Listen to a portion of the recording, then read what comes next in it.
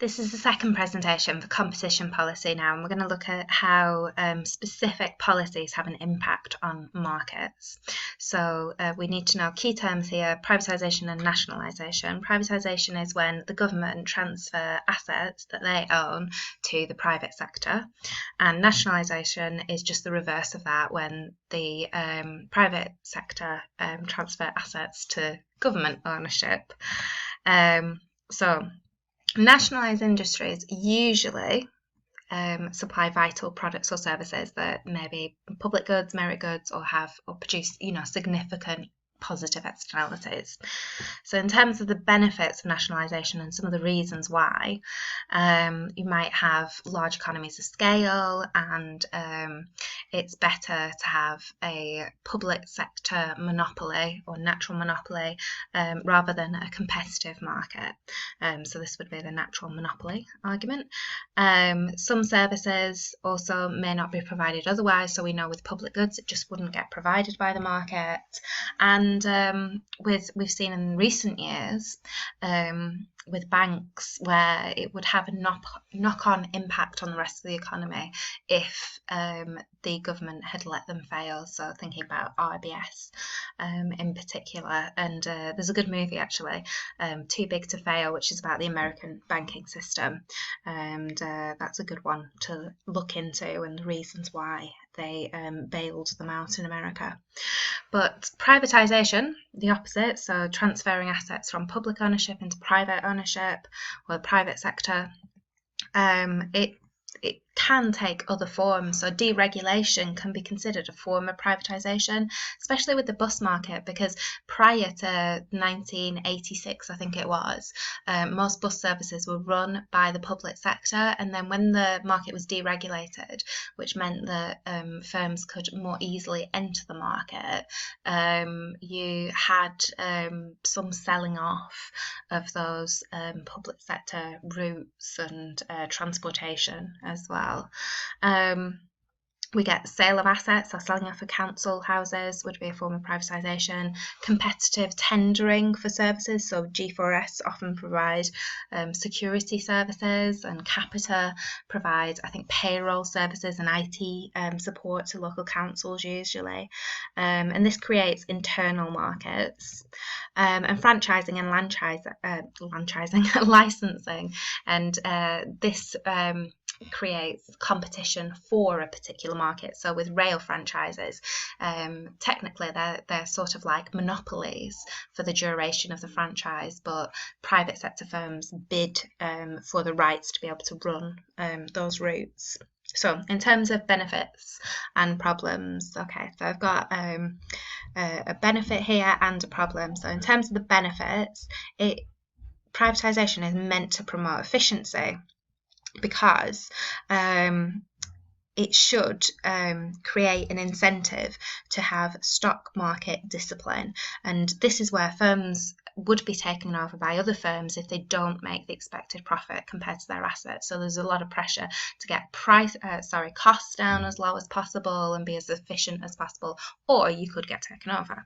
Okay, so that should be beneficial to the market. Lower costs should transfer into lower prices and larger consumer surplus and all those types of good things. However, the profit motive does encourage firms to produce at marginal cost equals marginal revenue, rather than where price equals marginal cost.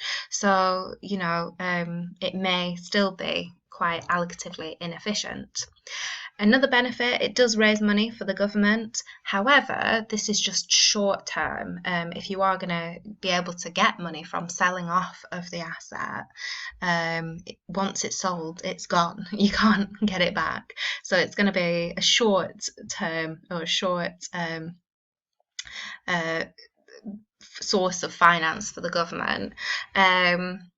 And then a problem would be that private sector firms don't tend to take account of externalities, so the external benefits, external costs of an action. So we might find again they're allocatively inefficient because they're producing at a point which is not so, it's not where marginal social cost equals marginal social benefits. Another benefit of privatisation is that it reduces the size of the public sector. This is more of a normative factor. You might agree with this, you might disagree with this, but if you feel that government intervention tends to lead to government failure, then there's less chance of that because they're not intervening in this particular market if they've privatised it.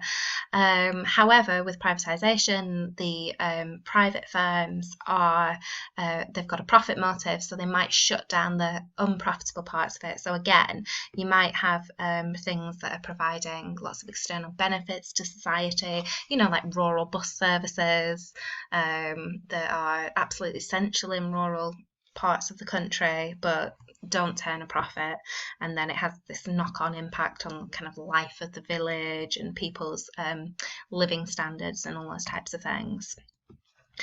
Back to benefits of privatisation, it promotes capitalism, I suppose, and it can make union action less likely. So we tend to find that trade union action, industrial action, tends to happen more with public sector firms. So I suppose the private sector, they might be a bit more worried about losing their jobs, I don't know. However, back onto the problem side of privatisation, we might find that we privatise the firm or it kind of in the case of deregulation, and it introduces lots of smaller little competitors, but actually it would have been more efficient running it as a monopoly. But then if it is run as a monopoly, it's just transferring it from the public sector to private sector.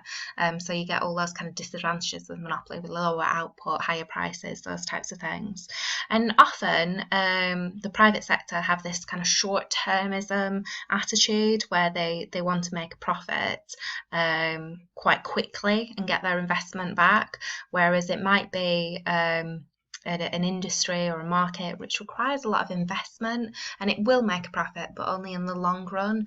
And so you might see the private sector not being very interested in certain aspects of it, and you could get that service just not provided. Again, linking back to rural bus services as well, lots of closure of rural bus services. So that can be quite devastating to local communities. So PPIs and PFIs. PPIs,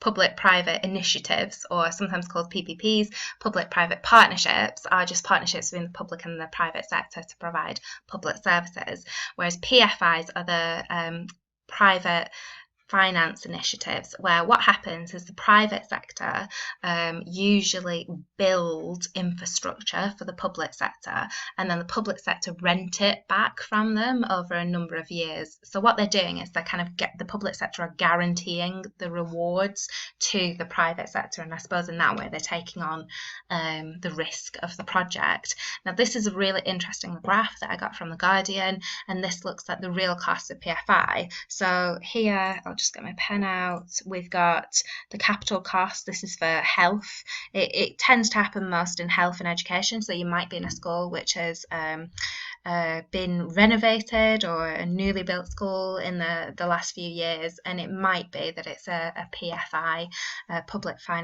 private finance initiative. So we can see this of money spent on building these buildings usually, and we can see grand total for all departments that this and this added up doesn't equal this, because there will be other government departments that benefit from it as well. So, you know, in Blackburn we've got a lovely new hospital that the government wouldn't have been able to build. They wouldn't have had the money to build that, but over the long run of the clock, you can see it costs quite a substantial amount. So Is it value for money? Lots of people are thinking not so much value for money there. That's how much it costs to build hospitals and the new schools for the private sector, and this is how much we're paying the private sector for the privilege of them having done the initial investment. So it's pretty expensive. So if you work that out as a loan, it would be a very high interest rate. So regulation and deregulation, you'd have looked at this as part of the AS course. So regulation some examples of regulation could be working hours regulation, saying you can only work certain hours, you have to have certain breaks and certain time periods for those breaks. Minimum wage would be a minimum price, so that's regulation. Consumer rights as well, health and safety, those types of things would be regulation. And usually what we get with regulation, although not all the time, is the more regulation you have, the higher the cost of production are, so it shifts supply inwards like that. But one of the problems with regulation is that you sometimes get regulatory capture, which is where the regulator, the government organisation that's meant to be imposing standards on the market and making sure that they're trading in a safe way, are actually captured by the people that they're meant to be regulating. So by captured, what I mean is like influenced heavily by the ones that they're regulating, and maybe they go a bit kind of easy on them in that sense. So it can always be a bit of a hazard of regulation. But what we can see here is most regulation, all of this, in fact, increase the cost of production. So actually, it's reducing the competitiveness of the market, it's increasing the price, it's reducing consumer surplus. Deregulation, reducing red tape, so getting rid of that bureaucracy, removing barriers to entry, and deregulation usually would do this, so supply shifts outwards, we've got downwards pressure on price, increased consumer surplus. However, problems with this, is there enough protection for consumers? You know, we might have some unscrupulous firms entering the industry and actually causing maybe more external costs to the market as well, so some negative externalities there.